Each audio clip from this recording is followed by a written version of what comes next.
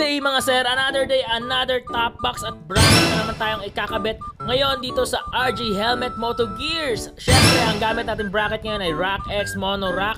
Syempre, dahil 4 years na natin tong binibenta sa RG Helmet Moto Gears. Good news dahil isa pa lang po ang nagpapawaranty sa atin ng Rock X Mono Rock dito sa atin sa shop dahil subok na matibay po talaga ang Rock X Mono Rock. Wow. At syempre may freebies po siya na balaklava at armor matte coat. Ayan, ito ang 36 liters na SEC hard plastic top box mga bossing, napakatibay nito.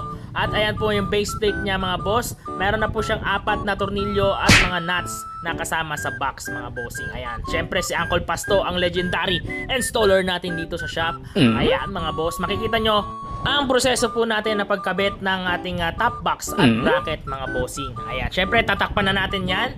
At para napaka-solid at swabe tignan ng ating top box, 36 liters hard plastic top box mga boss. Ayan, at nakabit na natin mga bossing. May kasama na pong backrest yan, hindi na sasakit ang likod ng iyong mga backride. Sa mga gusto mag-avail mga bossing, bisita lang po kayo dito sa RG Helmet Moto Gears, Purok Uno, Laging Banwa, Ibahayaklan. Earpiece drone po kami. In front po kami ng Do Exam Marketing. Yun lang mga sir. Ride safe always. Hanggang sa kahit papano nakilala na rin, tinatangkilik na salamat sa taas, ang galing.